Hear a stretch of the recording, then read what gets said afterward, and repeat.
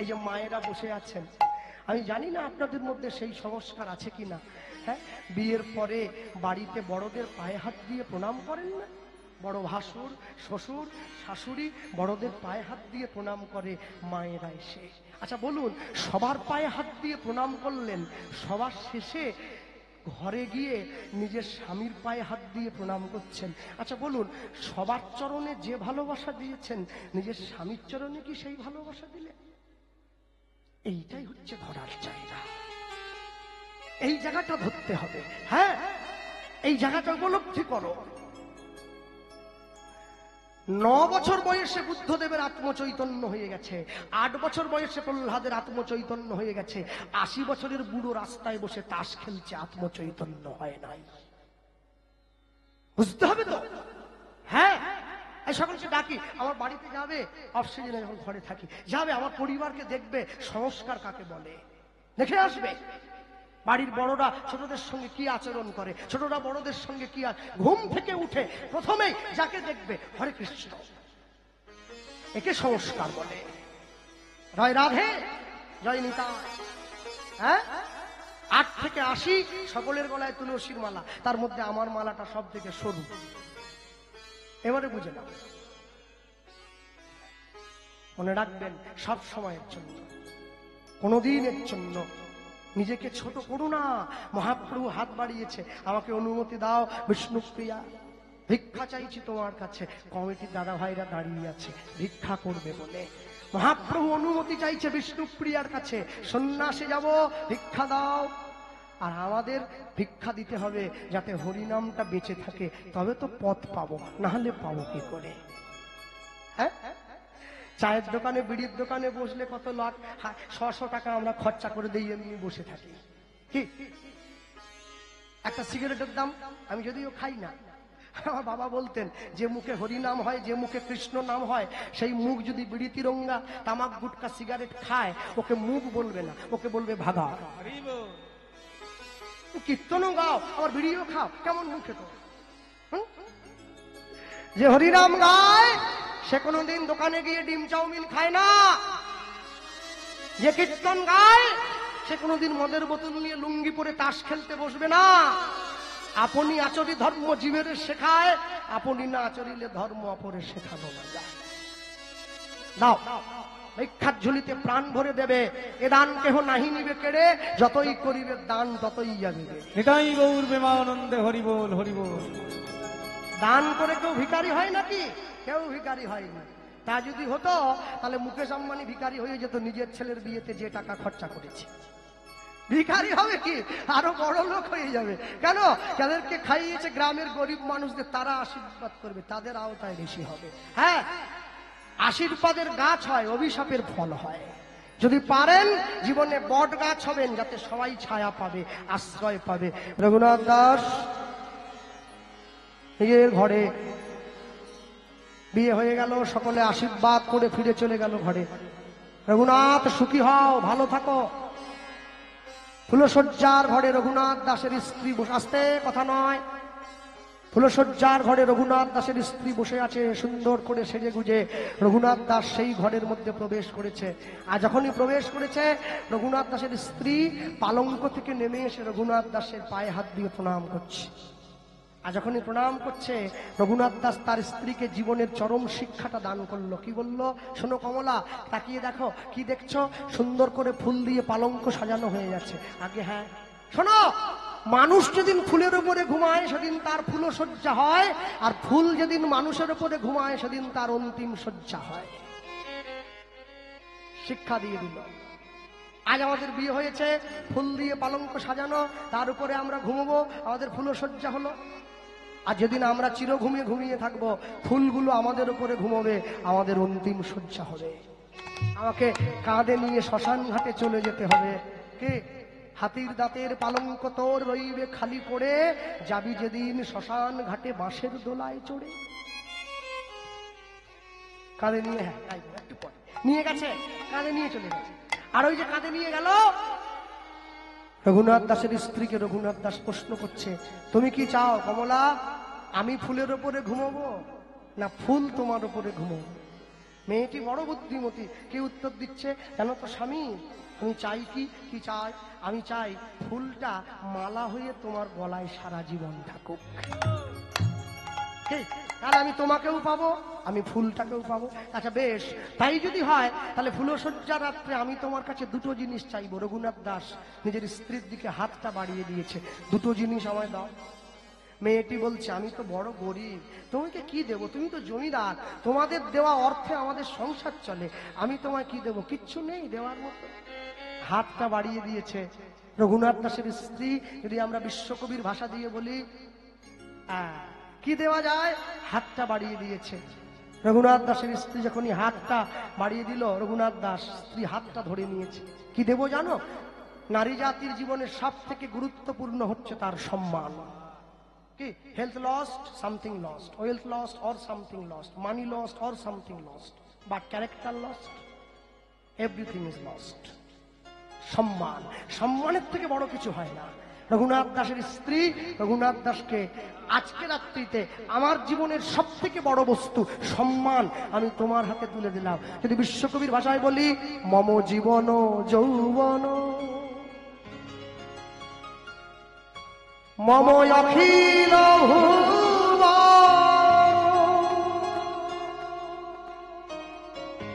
মম জীবন যৌবন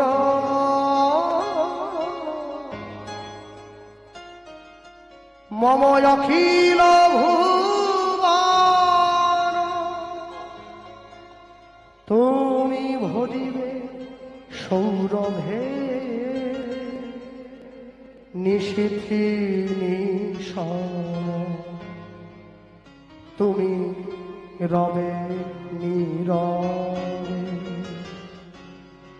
হৃদয় মম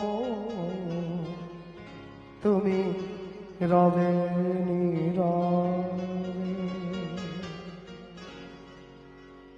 প্রথম জিনিসটা আমি তোমার চরণে দিলাম। আরেকটা জিনিস চাইছি। কি? রঘুনাথ দাস হাতটা বাড়িয়ে বলছে আমি গৌর চরণে যাব, আমাকে অনুমতিটা দাও। এই যেই বলেছে না, অমনি সঙ্গে সঙ্গে মেয়েটার চোখে জল এসে গেছে। কি বলছে জানো? হাত জোড়ো করে নিজের স্বামীকে বলছে, স্বামী আমি বলছিলাম কি আজকে তো আমার বিয়ে হয়েছে, আমার জীবনে সব থেকে আনন্দের দিন আজ। তা আমি বলছিলাম তুমি গৌর চরণে চলে যাবে, আমি জানি তুমি সংসারে থাকবে না, আমি তোমায় বেঁধে রাখতে পারবো না, তবে আমি চাই তুমি আজকের রাত্রিটা আমার কাছে থেকে কালকে সকালে চলে যেও। না না, আমি জমিদার হিরণ্যগোবর্ধন দাসের একমাত্র উত্তরাধিকারী সন্তান, জমিদারি রক্ত আমার সর্বাঙ্গে বইছে, আমি এক সিদ্ধান্তে অটুট ব্যক্তি। আমি মনে মনে সিদ্ধান্ত নিয়েছি, হয় আমার দেহটা আমি সংসারের সেবায় দেব, আর না হলে আমার দেহটা আমি গৌরের চরণে দেব। উচ্ছিষ্ট দেহ নিয়ে তো গৌর চরণে যাওয়া যায় না। কি করে যাব? মেয়েটা ধর্ম সংকটে পড়ে গেছে, কি করে বাধা দেবে নিজের স্বামীকে? স্বামী তো গৌর চরণে যেতে চায়। বলুন আপনারা হলে কি করতেন? মুখ গুটিয়ে পালিয়ে যেতেন? চিৎকার করে নিজের বাবা মাকে ডাকতেন কার সঙ্গে বিয়ে দিলে? না, নিজের লড়াই নিজের সঙ্গে করতে হয়, অন্যকে ভাগ দিতে নেই। নিজের হ্যাঁ, বিশ্বকবি রবীন্দ্রনাথ বললেন, জীবনে তুমি যত দুঃখ পাও, যত কষ্ট পাও, ঘরের মধ্যে যত খুশি কাঁদো, কিন্তু দরজা সব সময় হাসি মুখে খুলবে। কেন? তোমার চোখের জল যদি অপর ব্যক্তি দেখে, সে তোমার কাটা জায়গায় বেশি করে আঘাত করবে। রঘুনাথ দাস দাদা আর 10টা মিনিট একটু হবে? 10টা মিনিট? হ্যাঁ ঠিক আছে।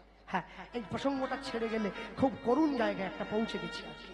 হ্যাঁ, রঘুনাথ দাসের স্ত্রী নিজের স্বামীর চরণটা জড়িয়ে ধরে বলছে, কোনোভাবেই কি আমার কাছে আজকে রাত্রিটা থাকা যায় না? রঘুনাথ দাস বুঝেছে আমার স্ত্রীর বিশ্বাসটা জন্মেছে, কিন্তু বিশ্বাসটাকে একটু পোক্ত করে দিতে হবে। কি করে পোক্ত করছে জানো? নিজের স্ত্রীকে বলছে, জানো কমলা, তুমি আমার মায়া ত্যাগ করতে পারছো না, তুমি তাকিয়ে দেখো না নবদ্বীপের সেই মেয়েটার দিকে, যে মেয়েটা 14 বছর বয়সে আমার মহাপ্রভুকে ভালোবেসে একটা সংসার থেকে আরেকটা সংসারে এসে উঠেছিল। কে সে?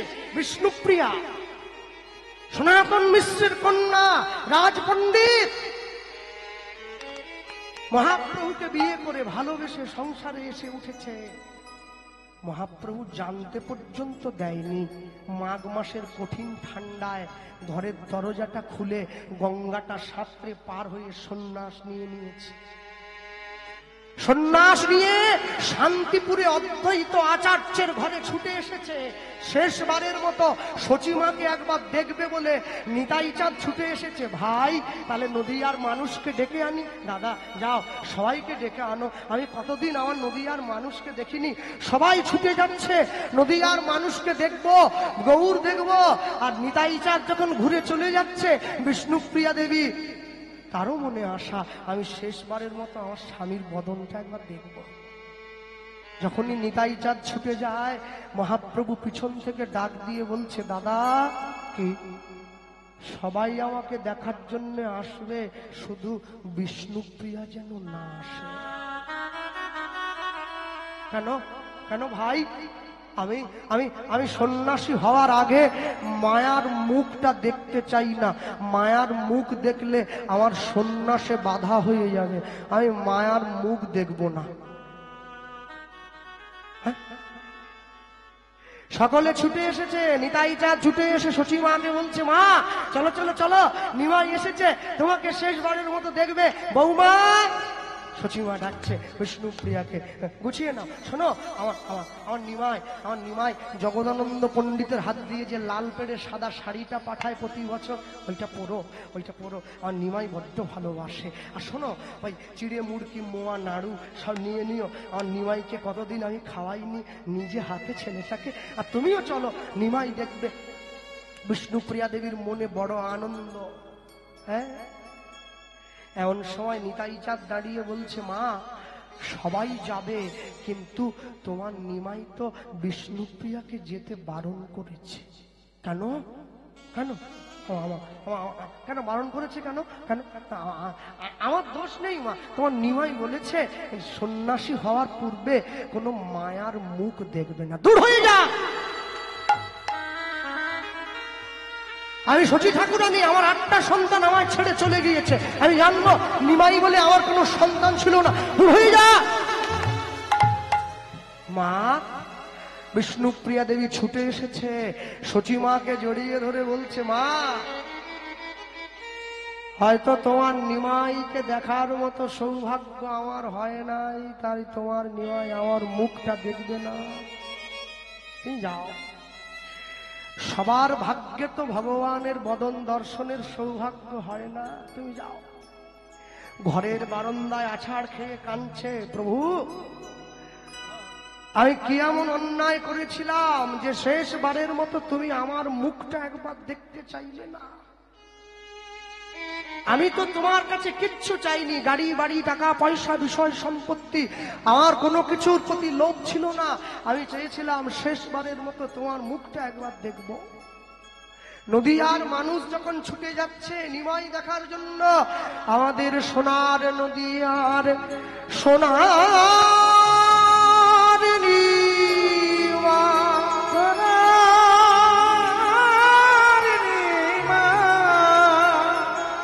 নদীয়া ছেড়ে চলে গেছে। গৌর হরি। সবাই ছুটে যাচ্ছে নিমাইকে দেখার জন্যে। বিষ্ণুপ্রিয়া দেবী ঘরের বারান্দায় আছাড় খেয়ে কাঁদছে। নদীয়ার মানুষ তারা বিষ্ণুপ্রিয়াকে বলে যায়, বিষ্ণুপ্রিয়া ধিক তোমার জন্ম, ধিক তোমার এই জীবন। শোনো, তুই এমন একটা মানুষ যে আমাদের নিমাইকে সংসারে ধরে রাখতে পারেনি। তুই এমন একটা মানুষ, তোমার জন্য আমাদের নিমাই সন্ন্যাস হয়েছে। শোনো, আজকে সবাই যখন নদীয়া ছেড়ে চলে যাবে, তুমি গলায় কলসি বেঁধে গঙ্গার জলে ঝাঁপিয়ে পড়বে।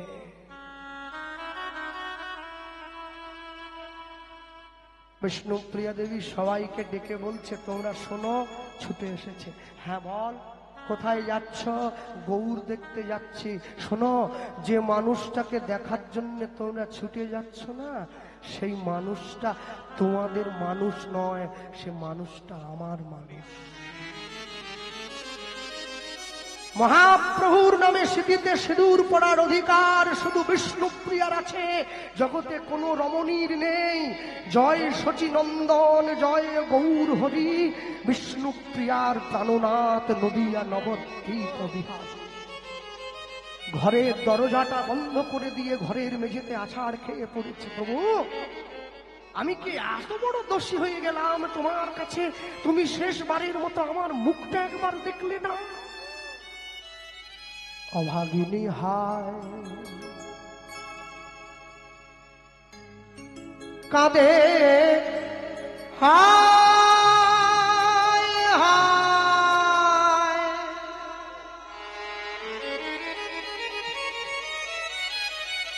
আধারে রহিনু পড়িয়া,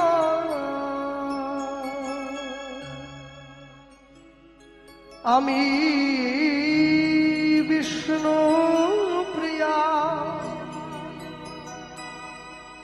গৌর ছাড়িলে নদিয়া, তেও আগিলে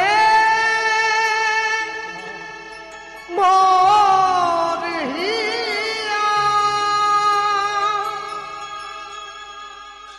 দাও বিদায়, দাও বিদায়, দাও বিদায়,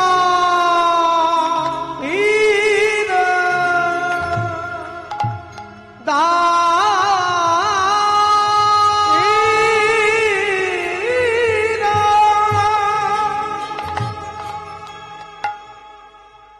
হঠাৎ করে কে যেন এসে ঘরের দরজায় টোকা দিচ্ছে। এ কথা সব জায়গায় আমি বলতে চাই না, এ কথা শোনার লোক নেই। এই কথা মর্ম সবাই দিতে পারবে না। এটা ইউটিউব দেখে নকল করে টুকলি করে এই কথা বলা যায় না। এই প্রেমের তাৎপর্য উপলব্ধি করতে গেলে গুরুচরণে বসতে হয়। সৎ গুরুচরণ আশ্রয় করে এই কথার মর্মার্থ উপলব্ধি করতে হয়, তবে বোঝা যায়, না হলে যায় না। ঘরের দরজায় টোকা দিচ্ছে বিষ্ণুপ্রিয়াকে। আমি, মহাপ্রভু, দরজাটা খোলো। ছুটে গিয়ে দরজাটা খুলে দিই। এ কি তুমি? সবাই তোমাকে দেখার জন্য ছুটে গেল, আর তুমি? হ্যাঁ, আমাকে ঘরে ডাকবে না? হাত ধরে ঘরে নিয়েছে। প্রভু, সবাই তোমাকে দেখার জন্য ছুটে গেল। হ্যাঁ, আমি থাকি না, আমি কাঁদি না। দুঃখ কি? সুখ তুমি তাকে দিও যাকে আমি ভালোবাসি, দুঃখ তুমি আমায় দিও, দুঃখে আমি বড় খুশি। যাক, সবাই যাক, তোমায় দেখার জন্য সবাই যাক, ক্ষতি কি? না। শোনো বিষ্ণুপ্রিয়া, শান্তিপুরে অদ্বৈত আচার্যর ঘরে যারা আমাকে দেখার জন্য গেছে, সেখানেও আমি আছি। তোমার সামনে আমি এখানেও আছি। সেখানে গৌণ, এখানে মুখ্য। তাহলে আমাকে যেতে দিলে না কেন? সবার থেকে তোমাকে যদি আলাদা করে না দেই, তাহলে তোমার কাছে অনুমতিটা নেব কি করে? আমি সন্ন্যাসী হব? নিজের স্ত্রীর সঙ্গে তো সবার সামনে কথা বলা যায় না। বিষ্ণুপ্রিয়া দেবীকে, বিষ্ণুপ্রিয়া দেবীর কাছে এই যে হাত বাড়িয়ে মহাপ্রভু অনুমতি চেয়েছিল না, ওই বিগ্রহ যারা রামেশ্বর গৌরাঙ্গ দর্শন করেছেন নবদ্বীপে, দেখবেন এইভাবে হাত বাড়িয়ে আছে গৌর, ওইটা বিষ্ণুপ্রিয়ার সেবিত বিগ্রহ, সাক্ষাৎ গৌরাঙ্গ। ও কোনো মূর্তি বানানো ঠাকুর নয়, স্বয়ং ভগবান। আর যেদিনকে বিষ্ণুপ্রিয়া দেবী লীলা সম্বরণ করলেন, মহাপ্রভুর অঙ্গে বিলীন হয়েছেন। বিষ্ণুপ্রিয়ার নাকের নোলক মহাপ্রভুর নাকে লেগে রয়েছে। এখনো গেলে দর্শন করবেন, নাসিকায় নোলক পড়া। মোবাইলে সার্চ করুন রামেশ্বর গৌরাঙ্গ, এক্ষুনি দেখতে পাবেন, এক্ষুনি দেখুন। ভক্তমণ্ডলী মায়েরা, সন্ন্যাসী হবে অনুমতি চাইছে। কি? কে চাইল? রঘুনাথ দাস। গৌর বরণ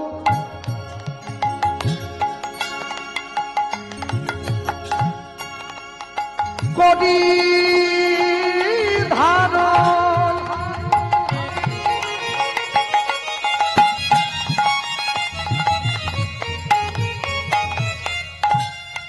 আমি রাখবো হিয়ার মাঝে গৌরঙ্গে ভূষণ করব আমার যেখানে যা উলুধ্বনি গৌরবন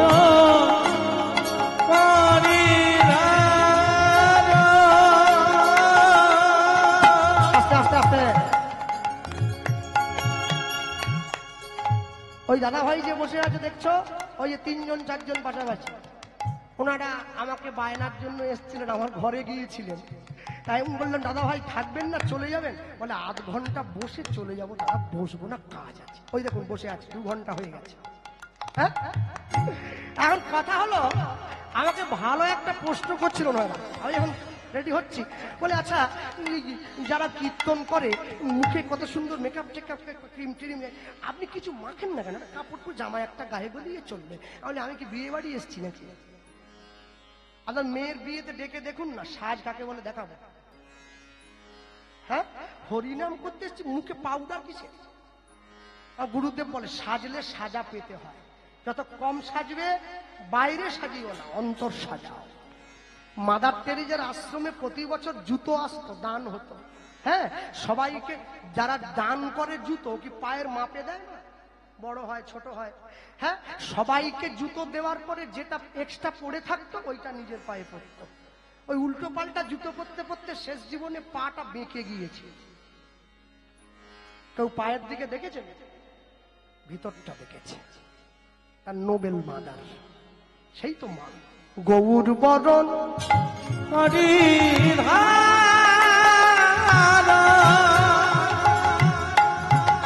তাই গৌর হরিব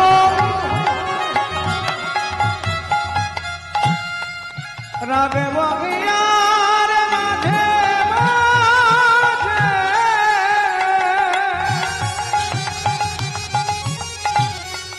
গৌরাঙ্গ ভূষণ করব যেখানে যা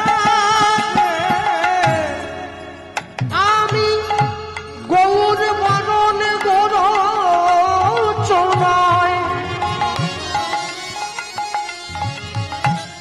গোরা গোরা লিখব গায়।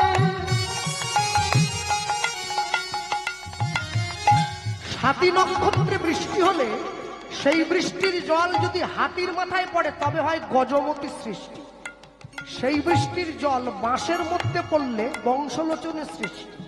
সেই বৃষ্টির জল ঝিনুকের মধ্যে পড়লে মুক্ত সৃষ্টি হয়। সেই বৃষ্টির জল হরিণের নাভিতে পড়লে কস্তুরীর জন্ম হয়। সেই বৃষ্টির জল সাপের মাথায় পড়লে নাগমণি সৃষ্টি হয়। সেই বৃষ্টির জল যদি গরুর শিঙের মাথায় পড়ে গোরচনা সৃষ্টি হয়। সেই গোরচনা দিয়ে লিখব আমি গৌর বরণ গোরচনায়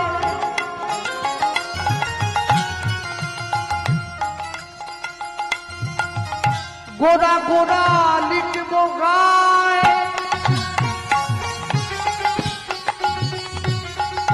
গৌর বলে ভেসে যাব সেই সোনার নদিয়ায়। ওই না গৌর বলে ভেসে যাব সোনার নদী। আমি গৌর বলে ভেসে যাব সেই সোনার নদিয়ায়। ওই না গৌর বলে ভেসে যাব সোনার নদী। আমি গৌর বলে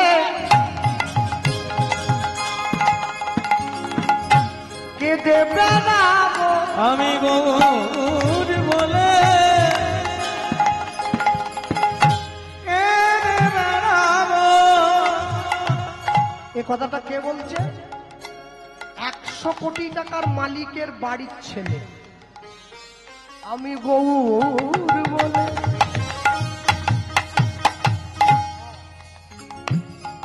কেঁদে বেড়াবো।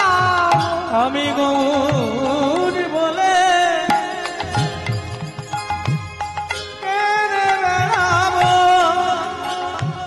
আচ্ছা আপনারা হাওড়া থেকে মেদিনীপুরের দিকে যেতে গেলে একটা রেল স্টেশন পড়ে, যার নাম আন্দুল।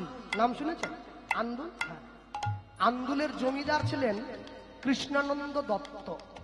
নিতাই গৌর ওই পথ দিয়ে হেঁটে এসে আটিসারা মহাপ্রভুতলা অনন্ত আচার্য ব্রাহ্মণের ঘরে বারুইপুর। আর কদিন আগে গাইলাম ভৈমী একাদশীতে সদাব্রত ঘাটে কীর্তন হলো, 15,000 শ্রোতা হয়েছে। ওইখানে এসেছে। তারপরে হেঁটে গিয়েছে ডায়মন্ডের দিকে। জানেন, যাকে দীক্ষা দিয়েছিলেন জমিদারকে, নিতাই চাঁদের কাছে হরিনাম পাওয়া মাত্র না, জমিদার সোনার সিংহাসন থেকে নেমে এসে একটা তেউনি পরে পথে নিতাই নিতাই বলে কেঁদে বেড়াতো। আর আন্দুলের মায়েরা শাঁখ বাজিয়ে নিতাই চাঁদকে যে পথে তুলে দিয়েছিল, জায়গাটার নাম হয়েছে শাঁকরাই। নিতাই গৌরের চরণধুলি পড়েছিল বলে জায়গাটার নাম হচ্ছিল আনন্দধুলি। ওই আনন্দধুলির নামটাই বর্তমানে আন্দুলে পরিণত হয়েছে। আমি কাঁদিব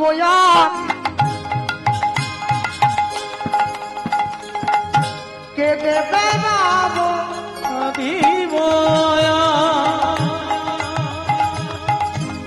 কেঁদে বেড়াবো, বলি নবদ্বীপে পথে পথে, কাঁদিব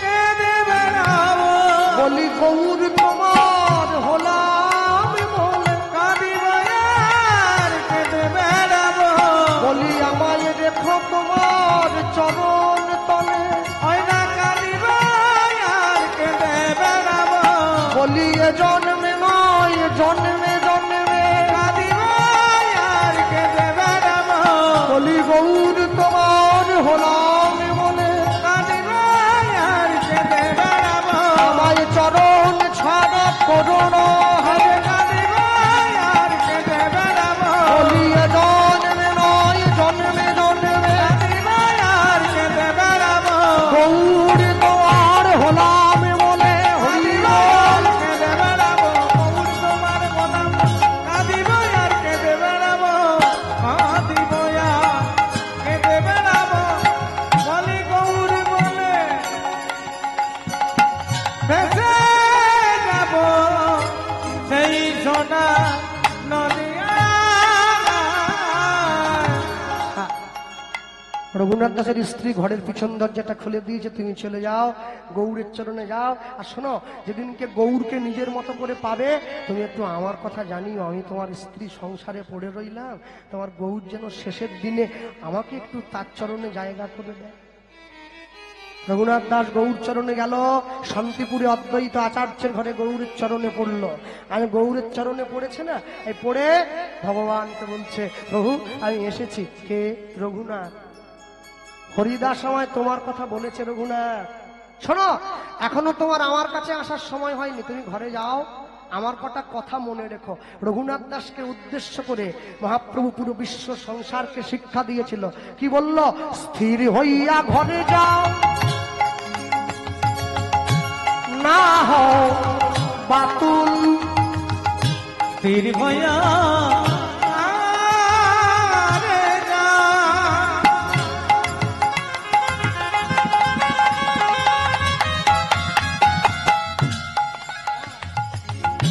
না হবা তু, ক্রমে ক্রমে পাই লোকে ভব সিন্ধুর কুল, ওই না ক্রমে ক্রমে পাই লোকে ভব সিন্ধু কোল, ক্রমে ক্রমে পাই লোকে ভব সিন্ধুর কুল। ওই না ক্রমে ক্রমে পাই লোকে ভব সিন্ধু কোল। রঘুনাথ, মর্কট বৈরাগ্য না করিবে লোক দেখাইয়া, অগমর কর বৈরাগ্য না করি লোক দেখাইয়া, যথাযোগ্য বিষয় ভুঞ্জ অনাসক্ত হইয়া, ওই না যথাযোগ্য বিষয় ভুলতে অনাসক্ত হইয়া অন্তে নিষ্ঠা রাখিবে বাহ্যে লোক ব্যবহার। এবার অচিরাতে কৃষ্ণ তোমায় করিবে উদ্ধার। ওই নয়চিরাতে কৃষ্ণ তোমার করিবে উদ্ধার। আর মায়েদের জন্য কি বলবো? হাতে কাজ মুখে হরি নাম তোমরা সদাই করিবে। অভয় হাতে কাজ মুখে না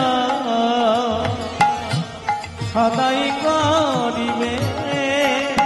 এবার তুমি না ডাকিলেও কৃষ্ণ তোমারে ডাকিবে।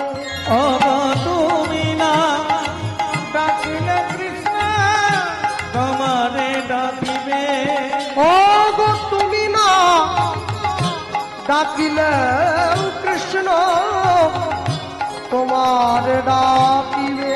অগ তুমি না ডাকিলে কৃষ্ণ তোমারে ডাকিবে। বেশ, রঘুনাথ দাস ঘরে ফিরে এলো। সারাদিন রাজকার্য পরিচালনা করে। রঘুনাথ দাসের ছোঁয়া পেয়ে তার স্ত্রী কি অবস্থা। যখন রঘুনাথ যায় গঙ্গা স্নানে, গঙ্গা স্নানে তার স্ত্রী তখন ফুল বাগানে। ফুল বাগানে রঘুনাথ যখন পূজায় বসে, পূজায় বসে তার স্ত্রী পাশে বসে চন্দন ঘষে। চন্দন ঘষে রঘুনাথ যখন গৌরীর নাম করে, গৌরের নাম করে তার স্ত্রী নয়ন জলে বদন ঝুরে। বদন ঝুড়ে